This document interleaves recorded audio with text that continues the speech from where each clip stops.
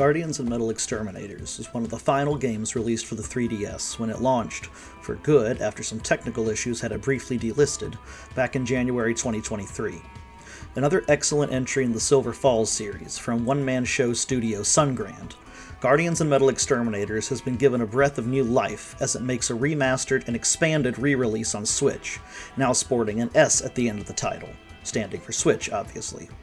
The bulk of the game is the same as on 3DS, albeit prettier and with smoother performance, but there are some key additions and changes. For some context into the series, Silver Falls is a series of horror indie games made by a one-person studio called Sungrand, based in Australia. If memory serves, there's 5 games on 3DS, 3 on Wii U, now 3 on Switch. There's a free homebrew game for Game Boy Color, a free homebrew game for PlayStation Vita. There's an RPG Maker game that you can play for free on the browser, or if you've got any RPG player downloaded to one of your systems. And he's got lots of other games planned in the series for the future, both commercial and free homebrew. All of these games tend to be different genres, so if one is not your style, there's probably another game in the series that you would like. They may not have the polish of the big budget titles, but they've got a charm that's uniquely all their own.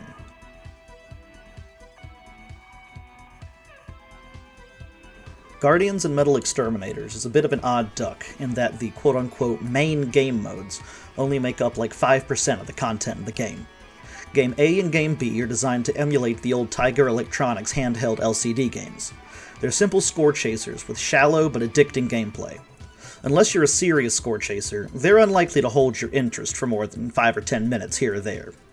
That said, that's part of the purpose of Guardians and Metal Exterminators.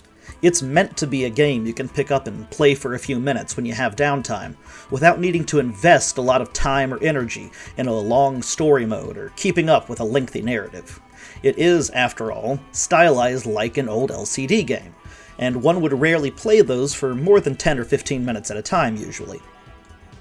While Game A and Game B may not be a big draw, or enough to justify making a purchase on their own, Frontier Guardians, the game's ostensibly extra content, is actually where the vast majority of the gameplay is.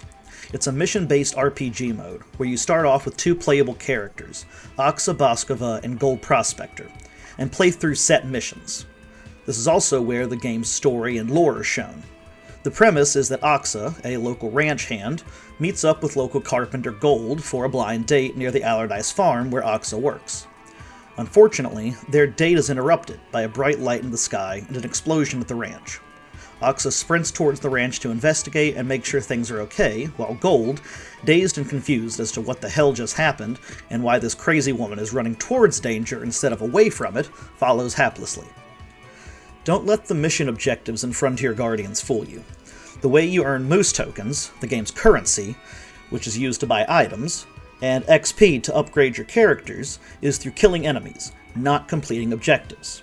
These missions are all procedurally generated. There's not a set order or a set difficulty, it's all random. Completing the objective gets you 100% of your earned rewards, but even if you fail the mission, any kills you get, you will still get tokens and XP, it'll just be a diminished amount. Most missions also have an optional objective, and if you complete that, you'll get all of your earned moose tokens and XP, plus a bonus. All that said, completing missions even if you're too weak to get any kills is still worthwhile. You may not earn any moose tokens or XP, but completing a mission regardless of any kills nets you a new secondary weapon to equip, and these secondary weapons can be powerful on their own and have powerful boosting second effects. The missions involve your chosen character running around in an overhead view, killing enemies, and completing objectives. Sometimes these objectives are kill a certain number of enemies, sometimes it's kill a giant enemy, sometimes it's pop balloons. There's a whole litany of different possible objectives. In addition to the human denizens of Silver Falls, you can also play as the Metal Exterminators. But whereas every human character has several story scenes, and even more in this expanded Switch remaster, none of the enemy characters do. That's kind of a bummer, because I personally would love to see the story from the Metal Exterminators' point of view. The way you see these story scenes, at least for the human characters, is by upgrading your character. When you earn XP from your missions, apply that XP to a skill, and after a couple of upgrades, it'll trigger a story scene. You can see the story percentage completion on the character select menu, so it's pretty easy to tell what characters are complete and who still has unviewed story scenes. As you progress through the game, you'll unlock additional characters, and there are even more characters you can unlock by using the code linker functions and connecting with other Silver Falls titles. That doesn't just extend to currently released Silver Falls games either. Jarrell, the man behind Sungrand, makes sure to keep these games relevant down the line by adding code linker content that will be unlocked by games planned for release years in the future. Even if you 100% every character now, and use code linker with every other game in the series so far, there will still be a reason to come back to Guardians and Metal Exterminators, because every future release will unlock more content in this game. No paid DLC, no $5 or $10 per character unlock, and no one-and-done content dump. All of that content is free, and it's trickled throughout future releases. And you don't even necessarily need to buy all the games yourself. If you know someone who has a game you don't, or who has a game that's no longer obtainable thanks to the Wii U and 3DS shutdowns, or if you ask nicely on the Silver Falls Discord server, people can help you unlock code linker content using their game. Jarrell could have changed the system to require one unlock per purchase to prevent people from doing this, but he intentionally kept it open for this so as to keep it accessible and pro-consumer. He is not like EA, he is not like Activision. He's a one-man show and he knows what it's like to be a gamer, and he designs his games to be pro-gamer and pro-consumer. The highlight of Silver Falls, Guardians and Metal Exterminators S is definitely the character interactions. The LCD games are great fun in short bursts, and they're good for high score contests. We've had a few of those on the Silver Falls Discord server already. But the real meat of the game, and the reason to buy it, is Frontier Guardians and the storyline. Jarrell writes these characters brilliantly, and in such a way that makes the world of Silver Falls feel connected from game to game, and not just through a shared setting, but with consistent character growth from game to game. If you played Undertakers, you met Axa about a decade before her appearance here, and if you played the game set in the 90s or 2000s, you might see her a bit older. Still the same person, but realistically wiser and matured, like you would expect people to grow over decades.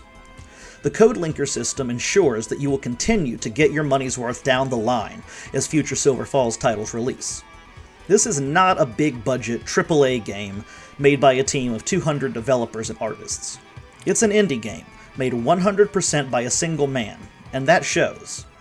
It doesn't look as sharp or detailed as Metroid Dread or Pikmin 4, but it does, however, have a charm that only a truly dedicated developer who genuinely loves gaming can instill in a game, and Jarrell's passion to the medium and pride in his work show through in the game. That's something that no big-budget Resident Evil or Dead Space game can replicate, no matter how much money or manpower the publishers dump in. Don't skip out on this game. It's a blast, it's got a great story with a genuine small-town feel, albeit a creepy one, and it was created with a love and a care that you won't find in many other games.